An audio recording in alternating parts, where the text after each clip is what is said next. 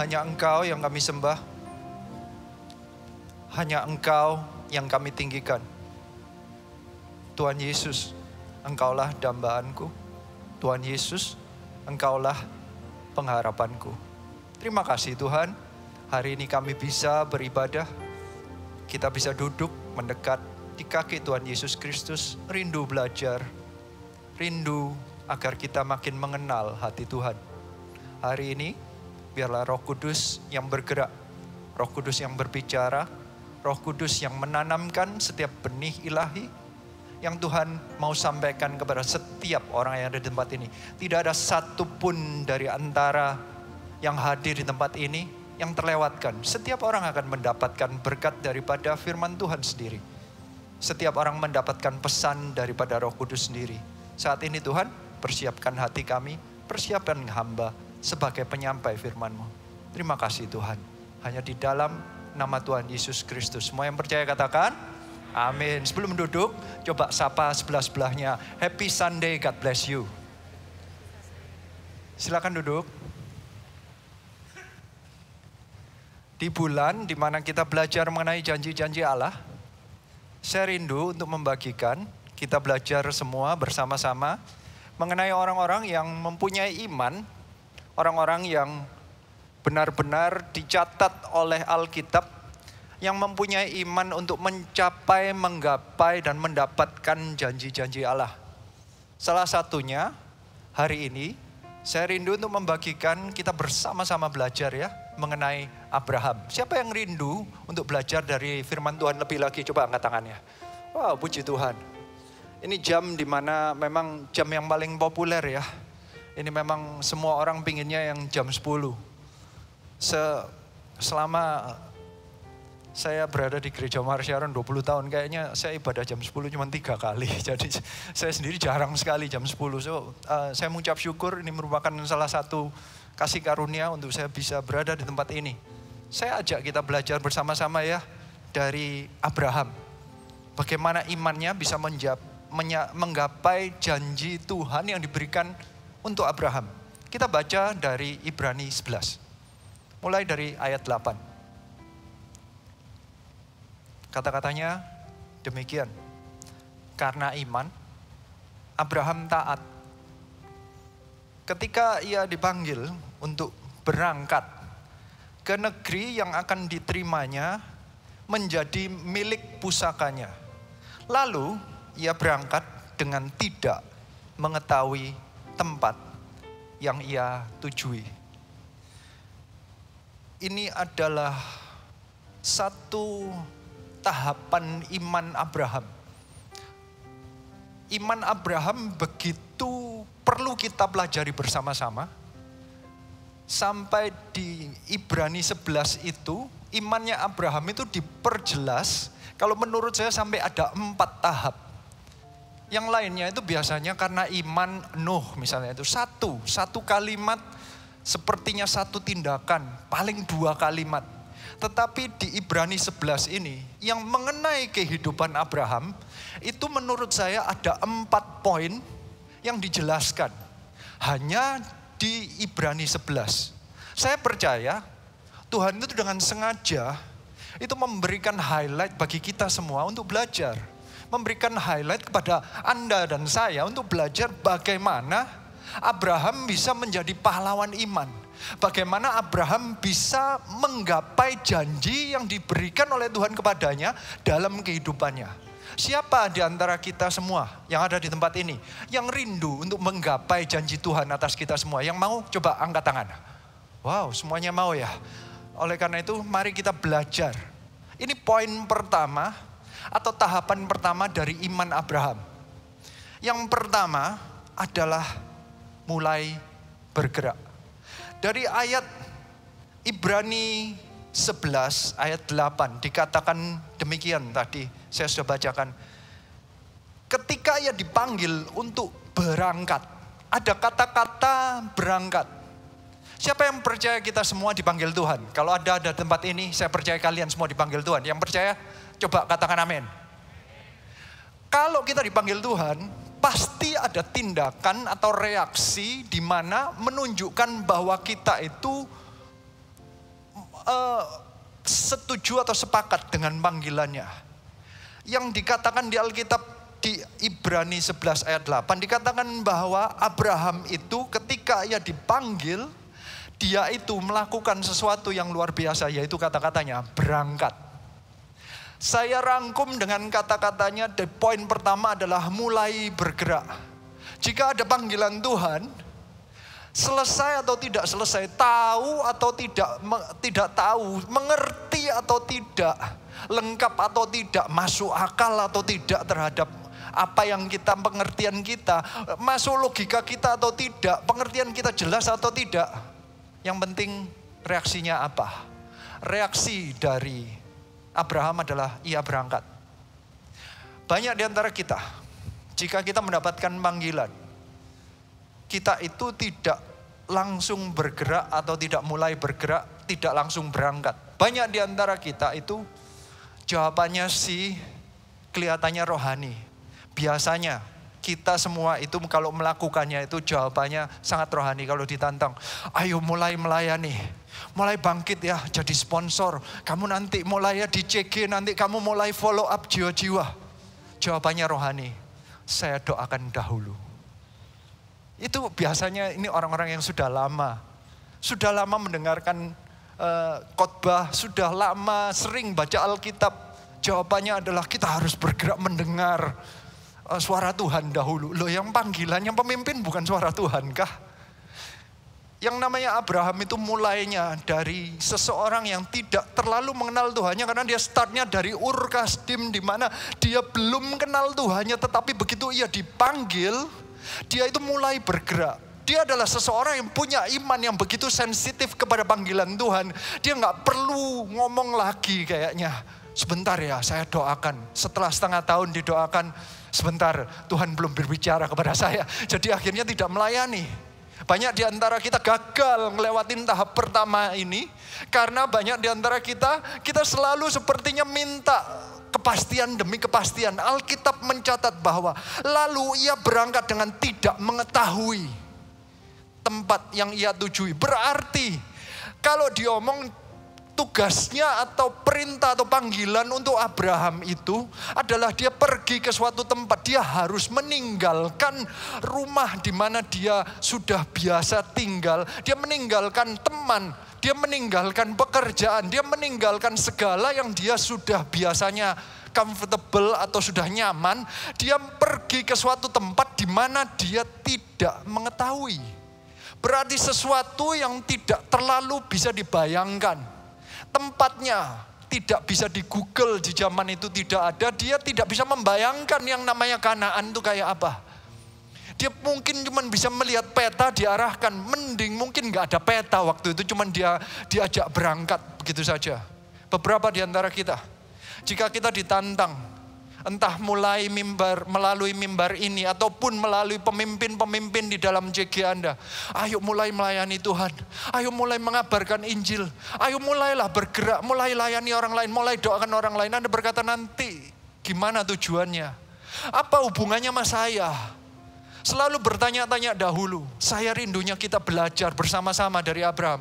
Abraham dia disebut sebagai pahlawan iman karena dia begitu mendengar panggilan Tuhan, dia mulai bergerak. Saya rindunya kita sama-sama menjadi orang-orang yang mau bergerak. Mendengar gitu loh suara Tuhan, mendengar panggilan Tuhan dan mulai mau bergerak. Jangan menunggu-nunggu dahulu. Jangan menunda-nunda.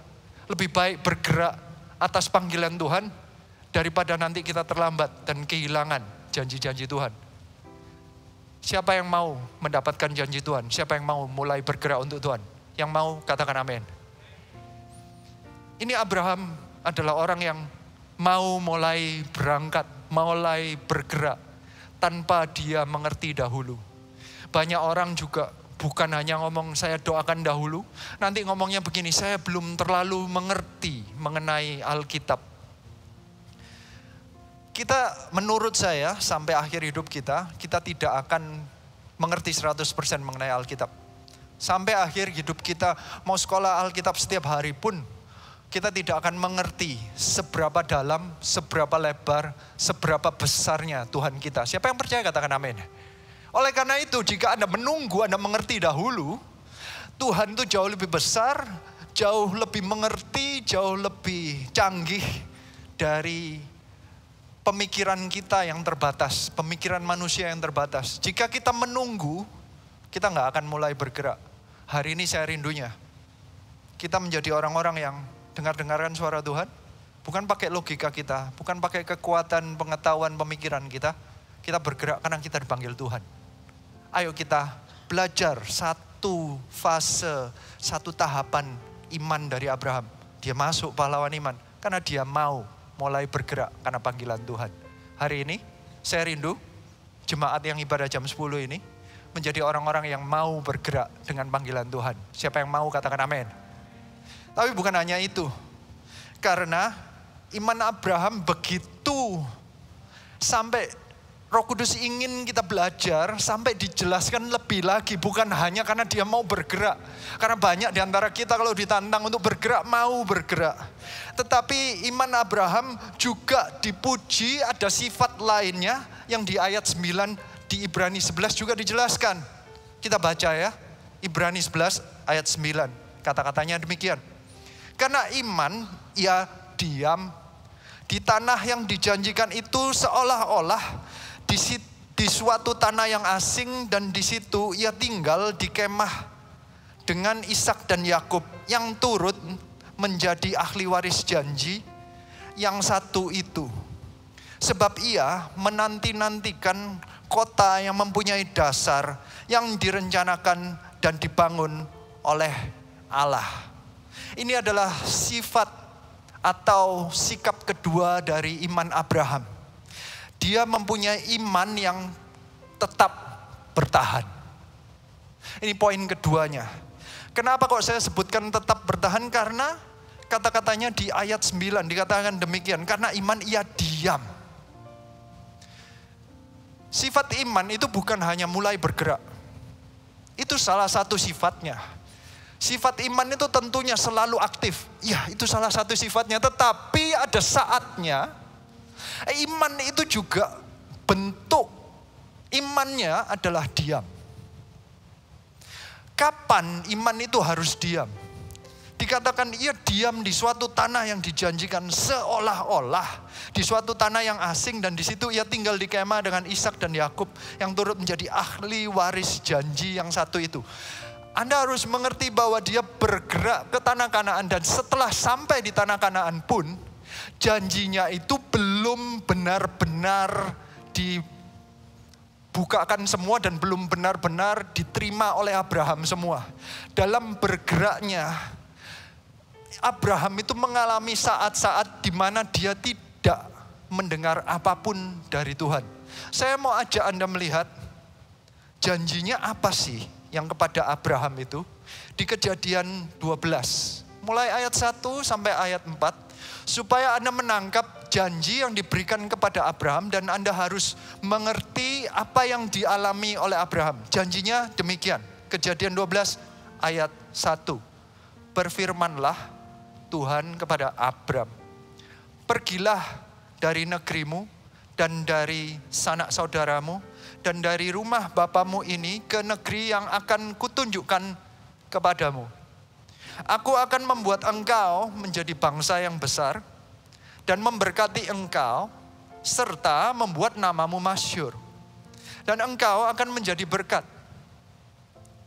Aku akan memberkati orang-orang yang memberkati engkau dan mengutuk orang-orang yang mengutuk engkau.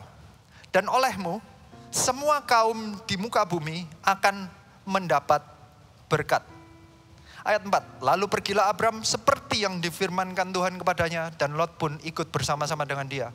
Abram berumur 75 tahun ketika ia berangkat dari Haran.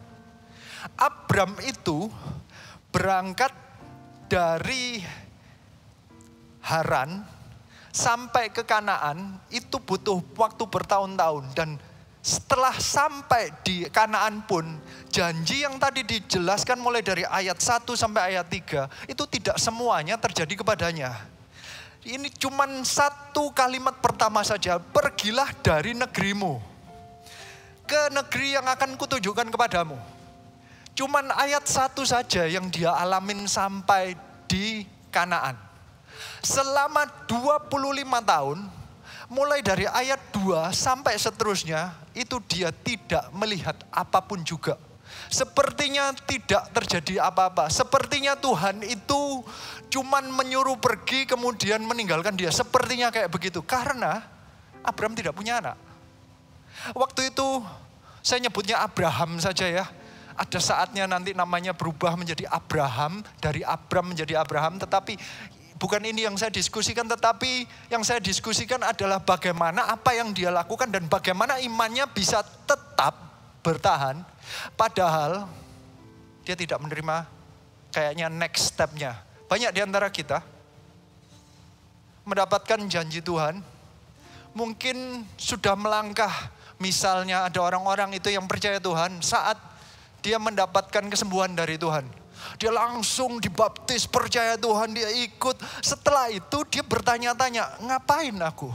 Aku sudah sembuh. Terus dia mulai nggak nyaman.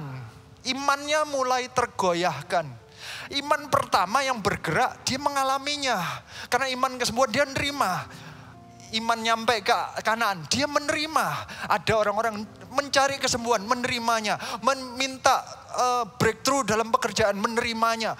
Iman pertama ya sudah, mulai bergeraknya sudah. Tetapi belum teruji mengenai diamnya. Abraham diuji juga mengenai diamnya. Ada saat-saatnya, masanya Abraham 25 tahun, ayat keduanya tidak pernah terjadi dalam kehidupannya. Tidak ada tanda-tanda bakalan terjadi. Abraham sudah berumur 75 sampai 99 tahun, tidak ada tanda bahwa istrinya punya anak. Mana mungkin ayat keduanya yang berkata, aku akan membuat engkau menjadi bangsa yang besar. Boro-boro bangsa satu aja enggak. Sepertinya jika kita mulai mau memikirkan, kita enggak bisa diam di dalam janjinya Tuhan. Kadang kita mulai bertanya-tanya, loh apa next step-nya? Setelah aku percaya Tuhan, kenapa kok bisnisku enggak nambah? Kenapa kok kehidupanku seperti ini saja? Jika ada yang sedang merindukan untuk memiliki anak seperti Abraham, mungkin Anda mulai bertanya-tanya, hanya sampai di sini sajakah? Apakah Tuhan gak mau berkati aku lebih? Ada orang yang mulai bertanya-tanya. Abraham adalah seseorang yang bisa menggapai janji Tuhan karena dia bisa diam imannya. Dia bisa tetap bertahan meskipun tidak ada tanda-tanda. Sama sekali tidak ada tanda-tanda. Dia tidak membuat hidupnya terlalu comfortable. Dia bisa saja hidupnya itu mencari sesuatu yang lebih comfortable atau nyaman. Karena tiba-tiba setelah sampai di Kanaan, ada beberapa poin di dalam kehidupan Abraham yang mulai dibuktikan. Aku akan memberkati engkau menjadi bangsa yang besar dan memberkati engkau serta membuat namamu masyhur. Di tengah jalan selama 25 tahun menunggu anak, kehidupan bisnis Abraham itu diberkati. Dikatakan bahwa ternaknya makin banyak. Jadi bahkan Lot pun ikut terjadi. Orang yang memberkati engkau akan diberkati. Dia sendiri menjadi berkat. Ternyata ada yang mulai tumbuh. Ada kesempatan bagi Abraham untuk menjadi seseorang yang menjadi terlalu nyaman. Dia tidak lagi menaruh iman kepada bangsa yang besar. Dia mungkin memberkatinya mungkin dengan ternak kali ya. Mulai memikirkan mungkin beberapa di antara kita mungkin kalau nanti saya jadi orang Kristen mungkin Tuhan akan memberkati saya menjadi bisnismen yang sukses. Saya akan memberkati gereja hanya dengan uang saya saja. Mungkin Tuhan cuma mau memberkati dengan ternaknya saja. Tetapi Tuhan berkata, Tuhan akan membuat engkau menjadi bangsa yang besar. Saya percaya kita semua akan dipakai Tuhan untuk menjadi contoh bagi banyak orang di sekeliling kita. Siapa yang percaya katakan amin. Anda bukan hanya menjadi seorang Kristen yang akan diberkati bisnisnya atau karirnya, tetapi menjadi seseorang yang nanti menjadi contoh sehingga Anda dan keluarga Anda dan orang-orang sekeliling Anda itu sepertinya menjadi bangsa. Anda mau dipakai Tuhan untuk menjadi contoh bagi orang lain. Anda mau dipakai Tuhan untuk memberkati banyak orang lain. Bukan hanya dari kepunyaan Anda, tetapi dari kehidupan Anda. Siapa yang percaya katakan amin. Abraham tidak pernah patah semangat. Dia tetap bertahan. Meskipun janji Tuhan itu kelihatannya tidak masuk akal lagi. Apakah kita bisa? Apakah mungkin Anda dan saya menjadi orang yang punya iman yang sama dengan Abraham? Iman yang saat tidak ada tanda-tanda, kita tetap percaya kepada janji Tuhan. Dikatakan di Ibrani 11 ayat 10, sebab ia menanti-nantikan kota yang mempunyai dasar, yang direncanakan dan dibangun oleh Allah. Orang yang menanti-nantikan kota itu berarti orang yang menganggap bahwa suatu saat akan ada bangsa dari kehidupannya dia. Padahal dia gak punya anak, satu pun gak punya. Dia tetap menanti-nantikan janji Tuhan. Siapa yang percaya bahwa Anda akan dipakai Tuhan? Siapa yang percaya katakan amin. Meskipun sekarang Anda bukan pemimpin, mungkin pun sekarang Anda belum mengerti Alkitab terlalu banyak. Tetapi biarlah engkau tetap menanti-nantikan. Tuhan akan pakai kehidupanmu. Tuhan akan pakai kehidupanmu untuk membawa engkau dan seluruh keluargamu untuk percaya Tuhan. Siapa yang percaya katakan amin. Bukan hanya itu, engkau dan seluruh keluargamu dan teman-temannya akan percaya Tuhan. Siapa yang percaya katakan amin. Akan terjadi kota di sekeliling Anda yang dibangun oleh Tuhan. Yang nantinya itu mulainya dari Anda. Abraham adalah seseorang yang meskipun tidak ada tanda-tanda, dia tetap bisa menanti-nantikan kota itu. Bahkan dijelaskan lebih lagi, itu poin keduanya, dia tetap bertahan, tetap tekun.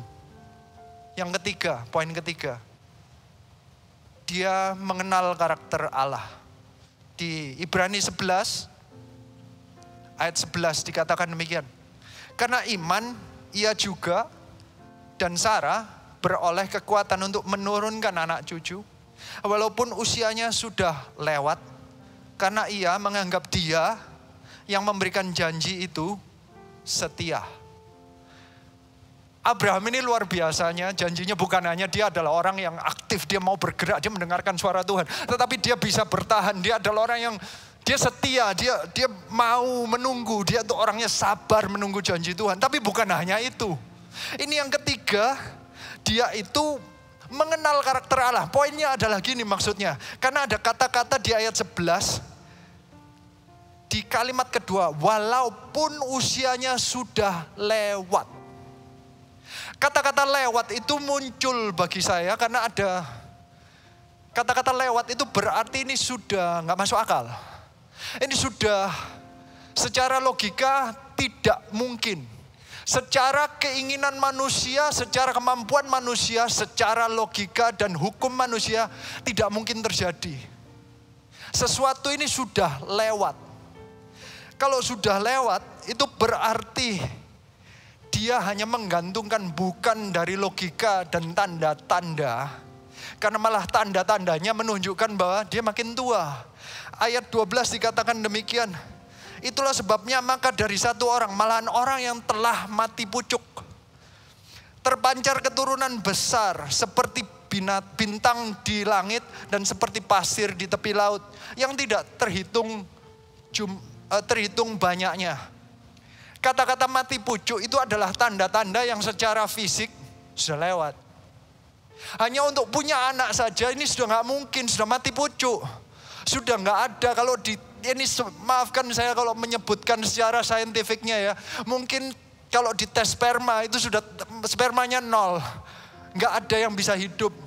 Gak ada yang bergerak. Umurnya sudah terlalu tua. Spermanya pun juga pakai tongkat kali ya.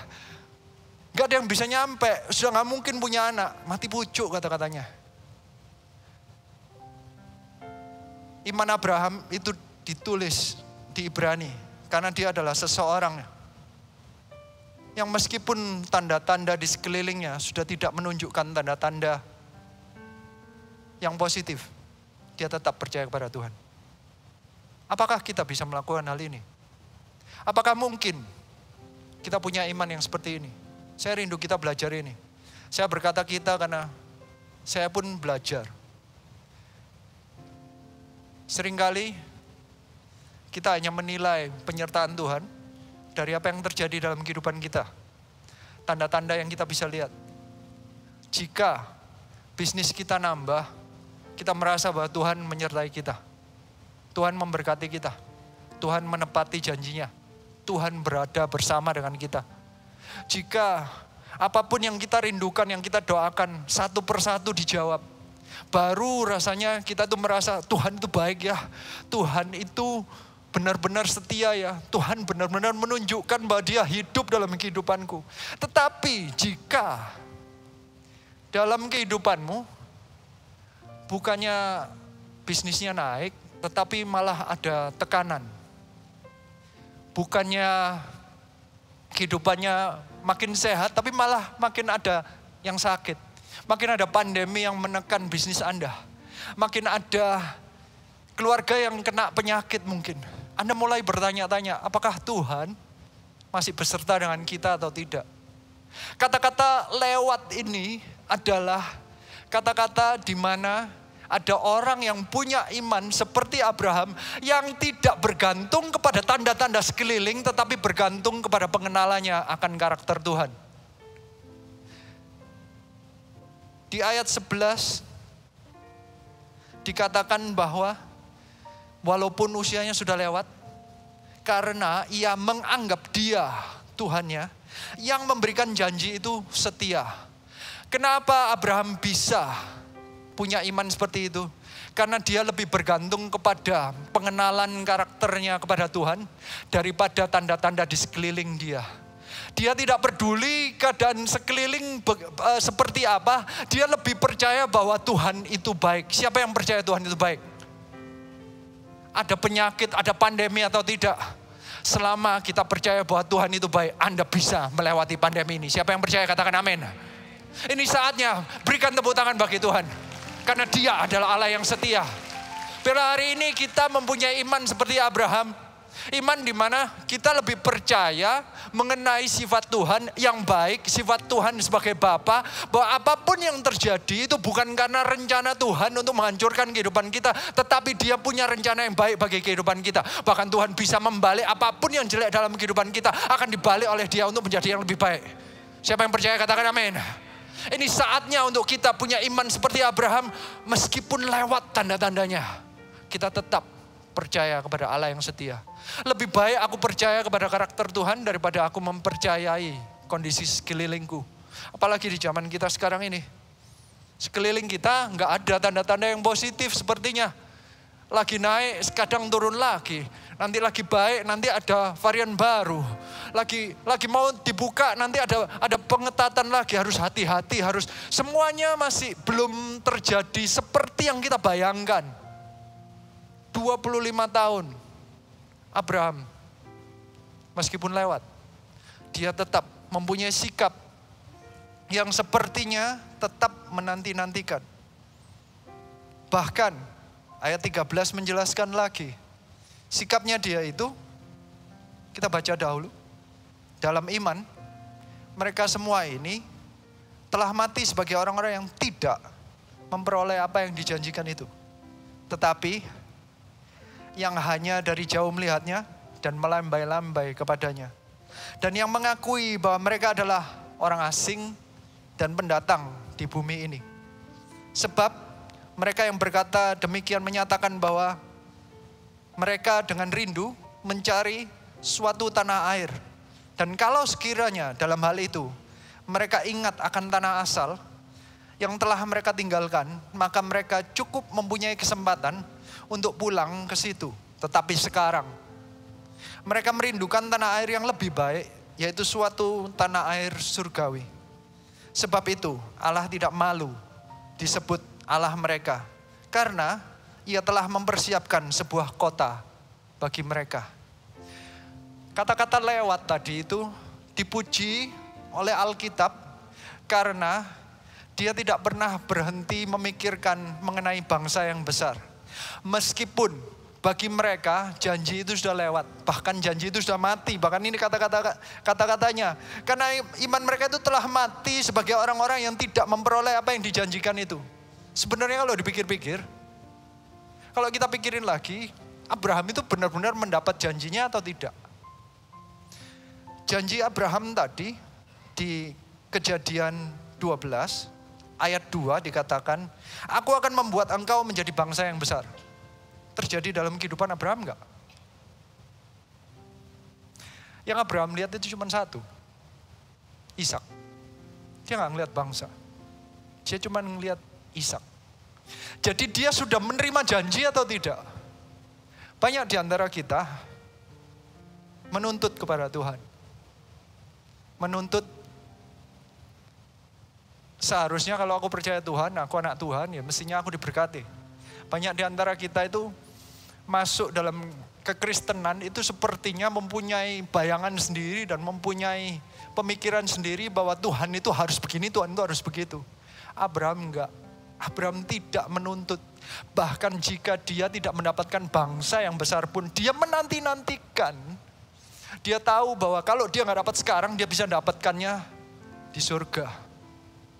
Dia adalah orang yang berkali-kali disebutkan, dia menganggap dirinya itu sebagai orang asing atau pendatang. Dia tidak pernah membuat dirinya itu comfortable di dunia ini. Dia tahu bahwa hidup di dunia ini cuma sementara. Hidup kita ini cuma 70-80 tahun. Apa yang harus apakah kita harus selesaikan semuanya di hidup ini, di dunia ini? Banyak di antara kita planningnya itu untuk 70-80 tahun ini. Padahal kehidupan kita itu bukan hanya di 70-80 tahun, tetapi sampai kekekalan. Siapa yang percaya katakan amin. Banyak di antara kita itu memikirkannya cuman yang 70-80 tahun. Abraham enggak. Dia tidak pernah marah sama Tuhan karena dia bisa membayangkan nanti bangsanya.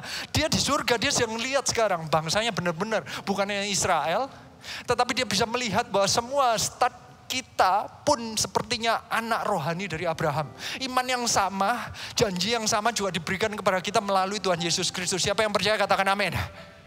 Abraham sudah bisa melihat apa yang ternyata dijanjikan oleh Tuhan. Dia bisa tangkap juga. Dia adalah bukan orang yang menuntut. Banyak di antara kita yang menuntut dan memplanning kehidupannya sepertinya apapun yang dijanjikan Tuhan itu harus selesai di 70-80 tahun ini. Dia tidak pernah memikirkan beyond, tidak pernah memikirkan ke generasi berikutnya, tidak memikirkan kekekalan.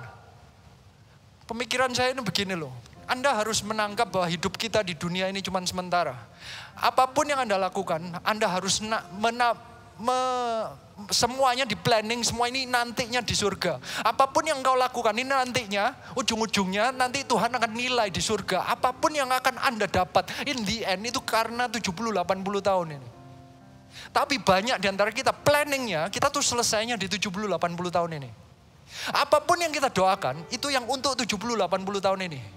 Jika Anda berhenti di sini, maka pemikiran Anda adalah berkati bisnisku sekarang. Anda mulai memaksa kepada Tuhan. Tuhan sekarang, semuanya sekarang. Anda gak pernah bisa melihat beyond that. Abraham adalah seseorang yang bisa melihat melebihi dari 70-80 tahun. Well, hidupnya dia ratusan tahun. Dia bisa melihat lebih daripada itu. Ini ibaratnya beginilah. Dia tidak membuat dirinya comfortable. Ada ayatnya yang berkata di Lukas 5 ayat 39. Dikatakan demikian. Dan tidak seorang pun yang telah minum anggur tua ingin minum anggur baru. Sebab ia akan berkata anggur yang tua itu baik. Ini adalah Tuhan Yesus yang berkata mengajarkan mengenai orang-orang yang tidak pernah mau menerima perubahan. Diajak berubah, diajak untuk melakukan kehendak Tuhan, gak mau berubah karena dia terlalu comfortable dengan kehidupannya sendiri. Orang-orang yang terjebak dalam comfort zone, daerah nyaman. Ada orang-orang yang membuat dirinya nyaman di dunia ini. Semuanya di planning di dalam kehidupannya untuk 70-80 tahun. Semua planningnya adalah dia harus kaya, harus terjadi. Nanti pelayanan itu nanti. Yang penting saya harus sukses dahulu. Karena mikirnya hanya untuk 70-80 tahun. Abraham bukan orang yang demikian. Dia menganggap dirinya orang asing. Dia orang pendatang. Dia tahu dunia ini cuma sementara. Dia tahu nanti akhirnya dia akan menuainya di kekekalan. Ini loh bedanya. Apa artinya kalau jadi orang asing? Siapa yang pernah menginap di satu hotel atau motel? Atau satu villa coba. Siapa yang pernah angkat tangan? Oh ya, ya lumayan banyak ya. Kebanyakan orang pernah lah ya, sekali-sekali ya. Apakah Anda pernah datang ke suatu tempat di hotel, kemudian Anda pikir, ini kok rasanya kurang kursi. Kemudian Anda beli kursi dan Anda bawa satu sofa dan Anda improve di kamarnya, Anda tambahin satu sofa. Kemudian Anda lihat kamarnya kok kelihatannya kurang terang. Kemudian Anda telepon Ace Hardware, Anda kemudian keterlanjur ngomong misalnya toko bahan baku itu bahan apa, Anda beliin lampu, Anda telepon tukang terus dipasangin. Kemudian Anda merasa ini kok kurang lebar, Anda jebol temboknya, Anda lebarin. Apakah Anda lakukan itu di hotel? Nggak mungkin kan? Anda nggak mungkin invest untuk sesuatu yang sementara. Anda nggak akan investkan hidup Anda, pemikiran Anda, dan uang Anda untuk sesuatu yang hanya sementara. Anda akan nikmatin apa adanya. Paling Anda komplain. Ini kurang terang ya, kan begitu. Anda berharap orang lain yang melakukannya. Anda tidak akan investkan diri Anda banyak-banyak di tempat itu. Paling Anda rapi-rapikan dikit. Anda pakai tenda aja, sementara soalnya. Tapi banyak di antara kita merasa bahwa hidup kita ini adalah yang akhir. Jadi apapun yang Anda pikirkan itu untuk bangun bisnis Anda. Yang Anda pikirkan itu ada invest kehidupan Anda. Seluruhnya Anda berikan untuk ruang hotel ini. Hidup kita ini cuma 70-80 tahun.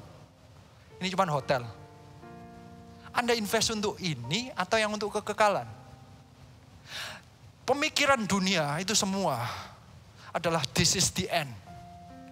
Selesai. Jadi kalau mau cari uang, sekarang. Kalau mau menikmati hidup, sekarang. Itu pemikiran dunia. Abraham tidak.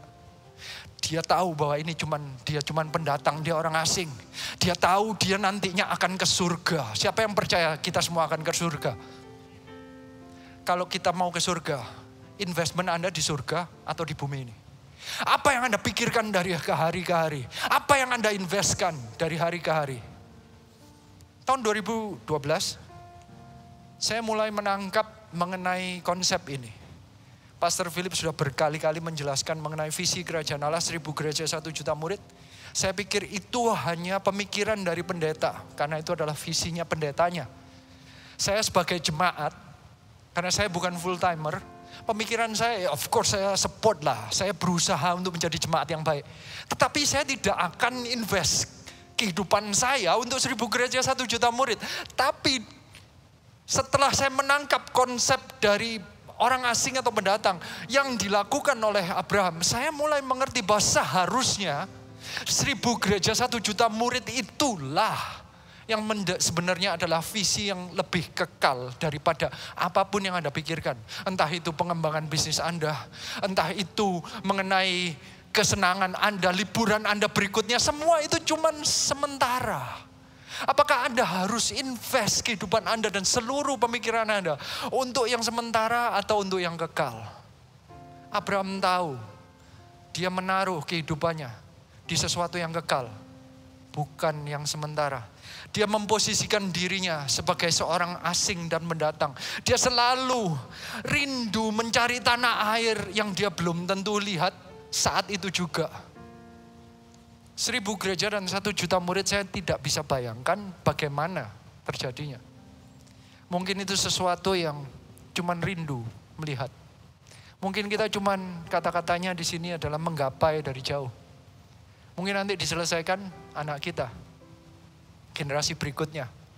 Tetapi saya akan invest hidup saya, pemikiran saya untuk visi yang kekal ini.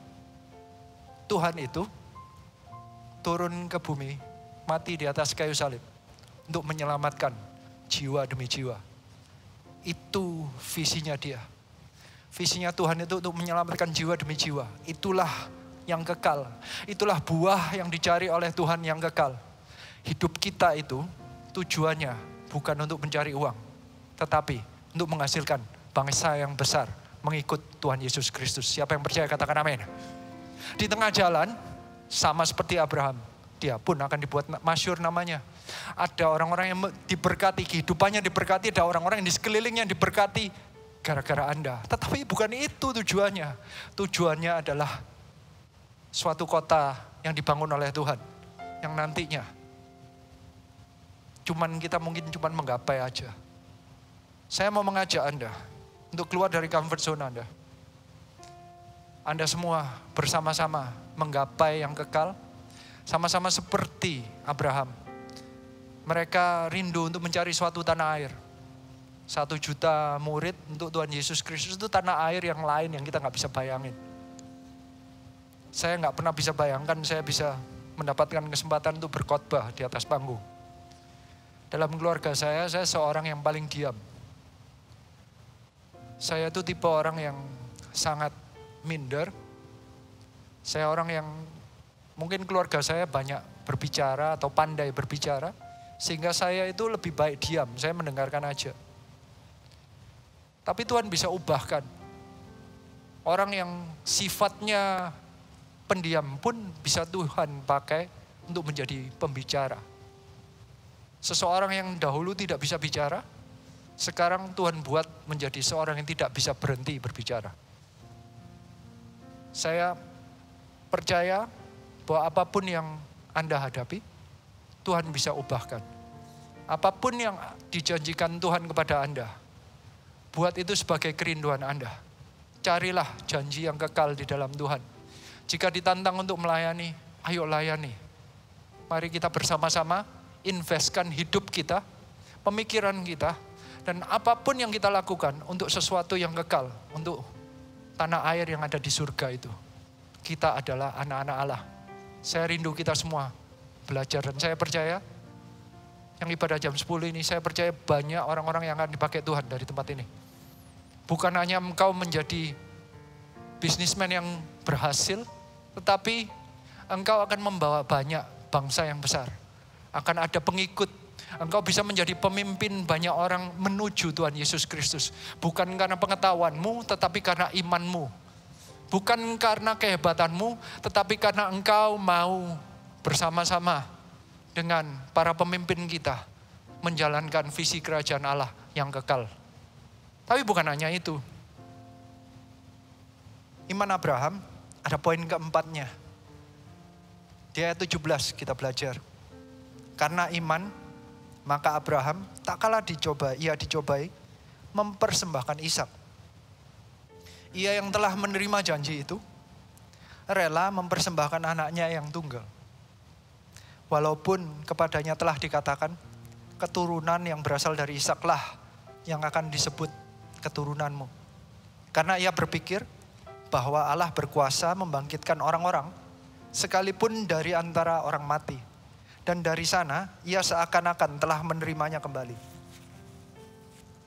Ini adalah poin keempat dari iman Abraham. Poin keempatnya adalah merelakan keinginan pribadi. Banyak di antara kita kalau ditantang, melayani, mau. Tetapi selalu diimbang-imbangkan.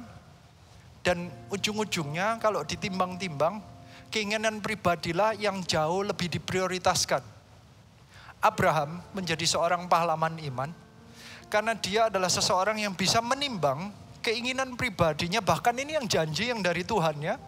Itu bisa ditaruh lebih rendah prioritasnya daripada prioritasnya Tuhan.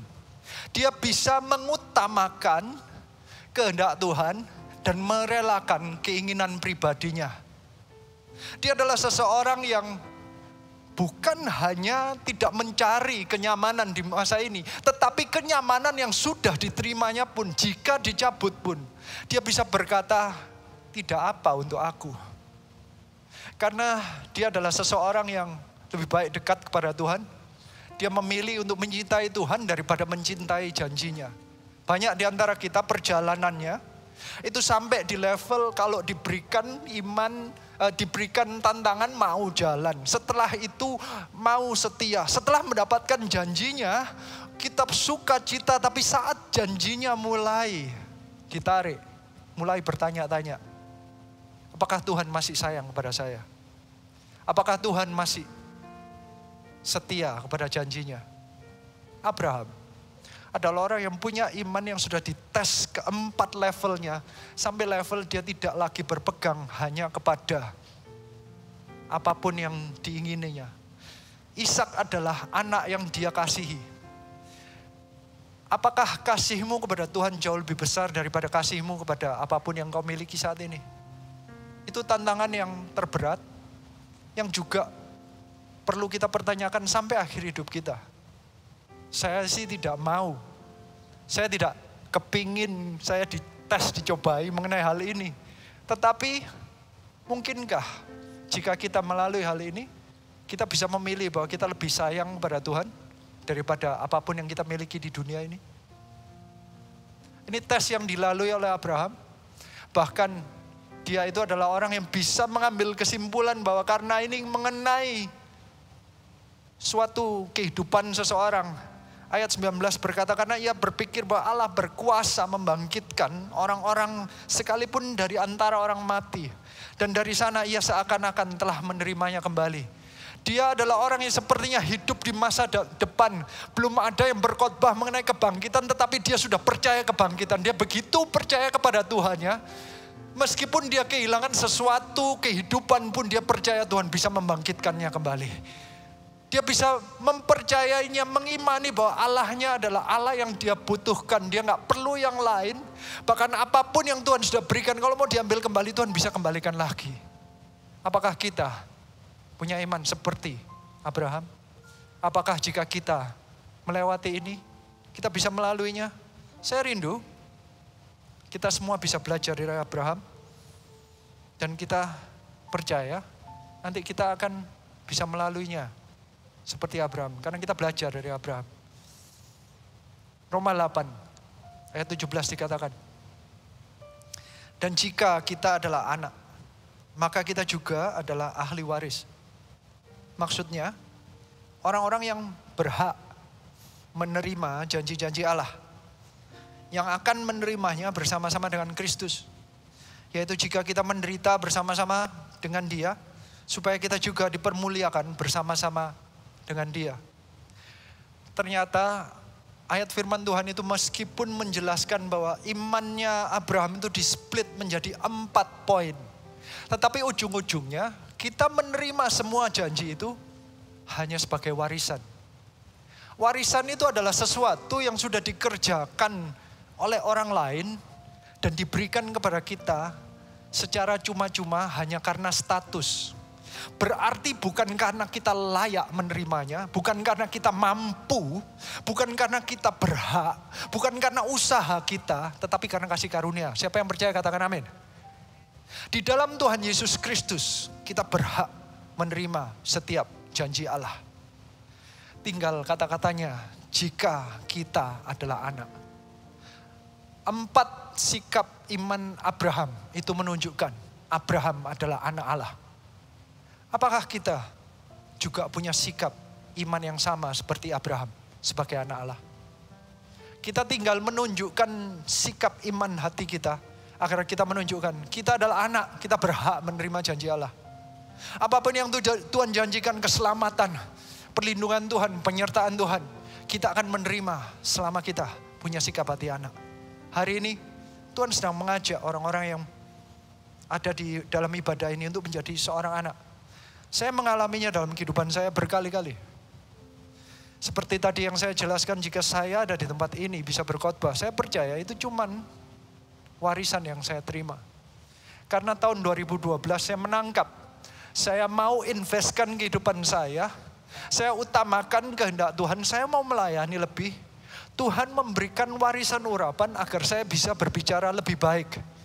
Belum baik, tapi lebih baik daripada sebelumnya. Tuhan berikan kesempatan kepada saya, dibukakan pintu-pintu sepertinya dibuka demi dibuka. Bukan karena usaha saya, tetapi karena Tuhan memang mau memakai. Bagi orang yang menyerahkan dirinya, menginvestkan kehidupannya, waktunya, kemampuannya untuk membangun kehendak Tuhan. Saya percaya pintu-pintu akan dibuka kepada Anda. Dan Anda akan menerima janji demi janji itu satu persatu. Anda mungkin gak perlu nunggu 25 tahun, setiap orang punya waktunya sendiri-sendiri. Tetapi nanti janji Tuhan akan satu persatu dibuka dalam kehidupan Anda. Salah satu janji yang baru-baru ini kami alami. Tahun lalu Pastor Philip berkhotbah mengenai diaspora. Bahwa orang-orang Indonesia dimanapun juga mulai bangkit, akan dipakai Tuhan. Sehingga Pastor Philip menyuarakan untuk mulai ada CG demi CG untuk dibangun dimanapun orang Indonesia berada. Jangan sampai orang Indonesia hanya menjadi orang-orang yang cuman duduk diam dan mengikut saja, tetapi menjadi orang yang memimpin, mengajak orang-orang menuju Tuhan Yesus Kristus. Menjadi orang-orang yang menjadi terang dimanapun mereka berada. Selama pandemi, puji Tuhan ada puluhan kota mulai bangkit CG demi CG. Sesuatu yang janji Tuhan dan sesuatu yang mestinya tidak masuk di akal tetapi akhirnya terjadi. 2 minggu yang lalu saya mendapatkan kesempatan, saya percaya ini kasih karunia Tuhan, untuk pergi ke Amerika. Anak saya itu lulus ujian, lulus universitas, mestinya tahun lalu, tetapi karena pandemi nggak mungkin pergi. Jadi saya merasa sedih gimana caranya anak saya sudah lulus ujian, tetapi saya nggak bisa hadir bersama dengan dia karena dia ada di Amerika, saya di Indonesia. Tetapi ada satu kesempatan, dia harus pulang karena waktunya sudah mepet, visanya sudah akan habis, kecuali dia mendapatkan pekerjaan di sana, akan diperpanjang waktunya. Jika dia bisa diperpanjang, berarti dia bisa mengikut upacara graduation-nya, upacara kelulusannya, di mana itu waktunya sangat mepet. Dan ternyata sekitar sebulan yang lalu, kami mendengarkan kabar bahwa anak saya mendapatkan pekerjaan di masa pandemi. Orang Indonesia diterima di Amerika, itu nggak masuk akal. Orang Amerika aja susah dapat kerjaan. Tiba-tiba dia mendapatkan pekerjaan di sana. Saya percaya itu gara-gara kasih karunia Tuhan.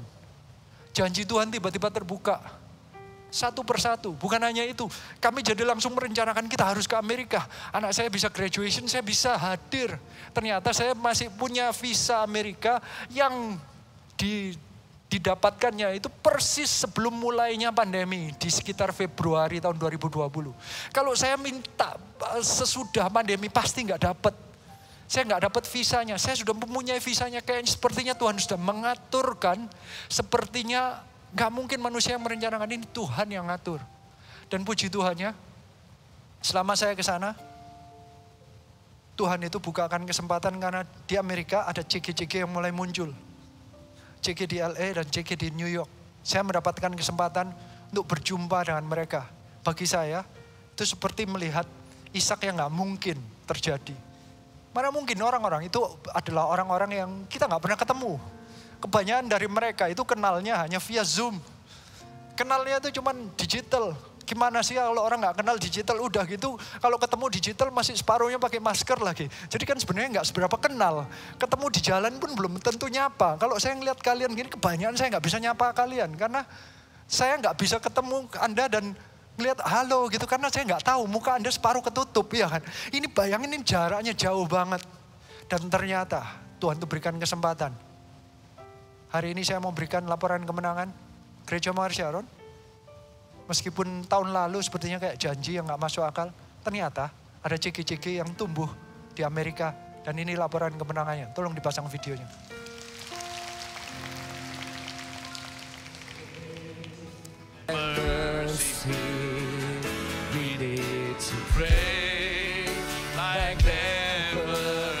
Karena diberikan Tuhan kemenangan yang besar.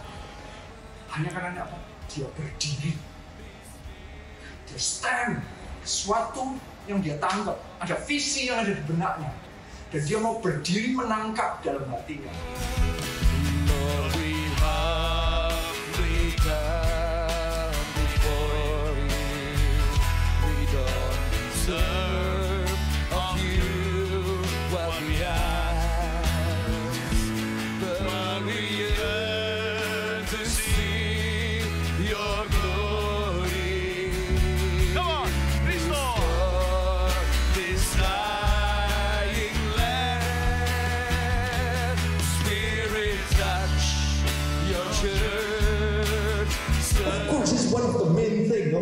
Yesus mati di atas kayu salib untuk menyelamatkan kita semua. Tapi di tengah jalan, Tuhan itu punya purpose untuk setiap kehidupan Anda. Siapa yang percaya katakan amin. Anda bukan hanya diselamatkan untuk nantinya masuk surga. Di tengah jalan waktu Anda hidup, ada purpose Tuhan dan ada janji-janji Tuhan yang Tuhan mau pakai dalam kehidupan Anda. I'm here just to say to you, ada rencana Tuhan yang indah. Kamu harus Serve with me. This is worth it. At least I can see you. Ini yang membuat saya melayani di masa ada orang yang memuji atau tidak. Ini yang membuat saya tetap melayani di masa saya merasa ini membosankan atau tidak. Saya tetap melayani meskipun dianggap ini ada artinya atau tidak. Saya tetap follow up orang sejauh apapun, saya bayar berapapun, berapa orang yang hadir pun, I will still do it for God.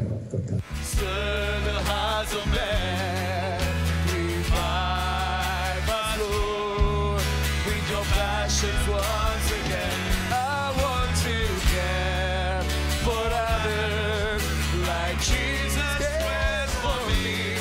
Let your rain fall upon me. Berikan tepuk tangan bagi Tuhan Yesus Kristus.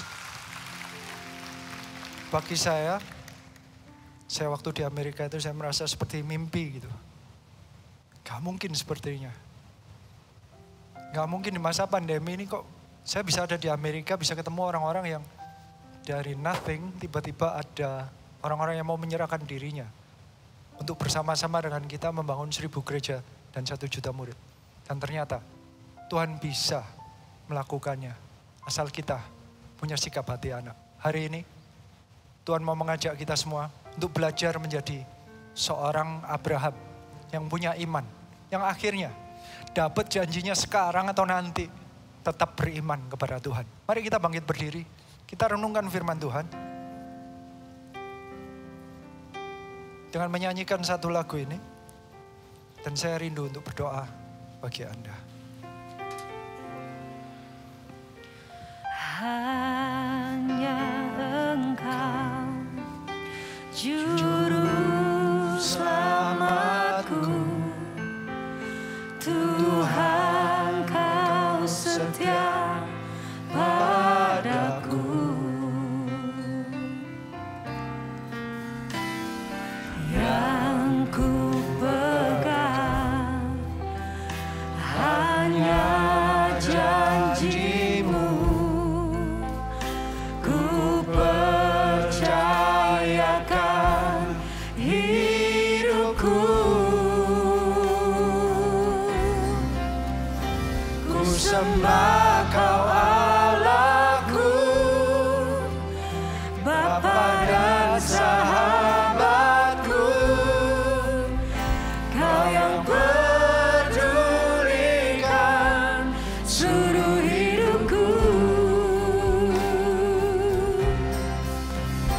Walau lewati lembah, aku tak ditinggalkan. Yesus kekuatan hidupku.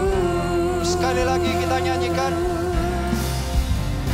Ku sembah Kau Allahku, Bapa dan sahabatku. Kau yang pedulikan seluruh hidupku.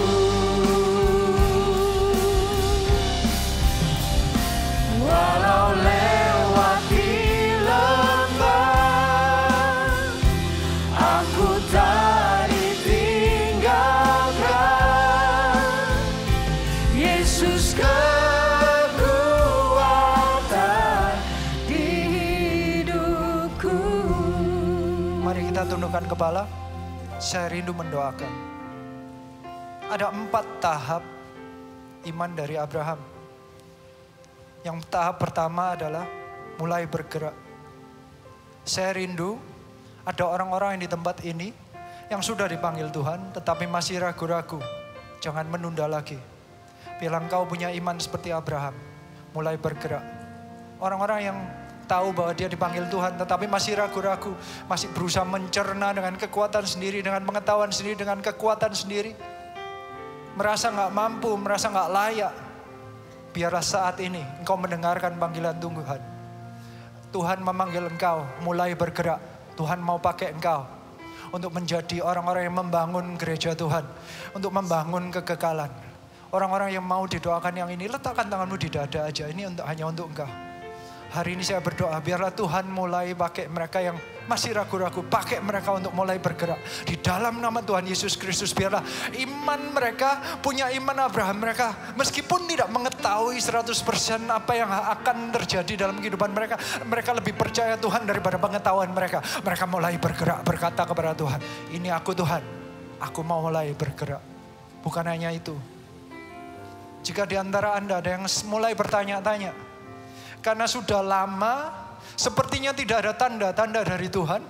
Engkau mulai kejebak dengan kebiasaan, kerutinitasan hidupmu. Saat mulai disuruh bergerak, merasa ya sudahlah, saya sudah jadi orang Kristen, saya mau berhenti di sini saja. Hari ini, biarlah firman Tuhan menggerakkan engkau. Di masa ini, biarlah engkau punya iman yang tetap tekun, padahal di masa ada diamnya. Tidak mendengar apapun, engkau tetap setia melayani Tuhan. Hari ini yang merasa engkau sudah capek, merasa sudah masuk rutinitas, biarlah ada api yang baru, ada satu semangat yang baru, ada ketekunan yang baru. Di tengah apapun, di masa pandemi pun, di masa sulit pun, engkau akan tetap melayani Tuhan. Letakkan tanganmu di dada. Kau Tuhan saat ini berikan kekuatan yang baru. Ada orang-orang yang perlu kekuatan yang baru di dalam masa diam ini. Mereka tetap tekun. Ada kekuatan untuk tetap percaya Tuhan. Mereka punya kerinduan tetap kehidupan mereka akan dipakai Tuhan lebih lagi. Mereka akan dipakai untuk membangun kerajaan Allah. Bukan hanya itu.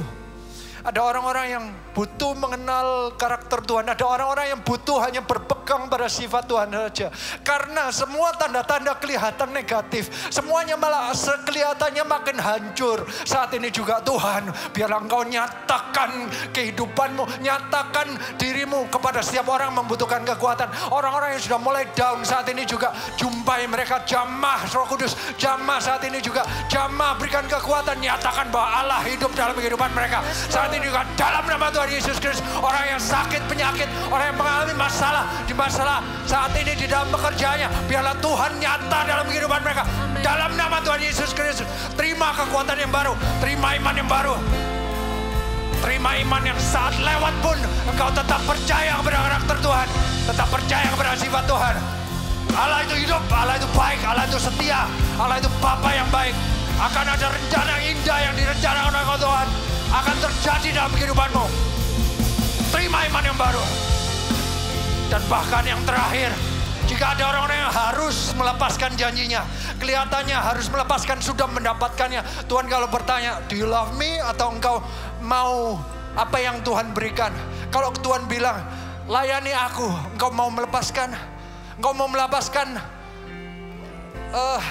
hobimu, engkau mau memberikan waktumu, engkau mau melayani Tuhan lebih besar daripada keinginanmu dirimu sendiri hari ini. Saya rindunya semua meletakkan tangan di dada. Biar setiap orang di tempat ini, saat ada cobaan yang bertanya apakah mereka lebih menyayangi Tuhan atau apapun yang lain di dunia ini, biar kita semua lulus dan berkata, aku memilih Tuhan daripada yang lain. Saya rindu setiap orang berkata, aku memilih Tuhan daripada yang lain. Aku memilih Tuhan daripada yang lain. Tuhan kau lihat, biarlah orang-orang yang meletakkan tangan di dada ini, orang-orang yang ada di tempat jemaat yang di jam 10 ini, adalah orang-orang yang punya iman seperti Abraham. Biarlah janji-janji Tuhan terjadi atas kehidupan mereka. Karena kasih karunia Tuhan dan karena iman mereka adalah iman anak seperti Abraham. Terimalah berkat Tuhan ini hanya di dalam nama Tuhan Yesus Kristus.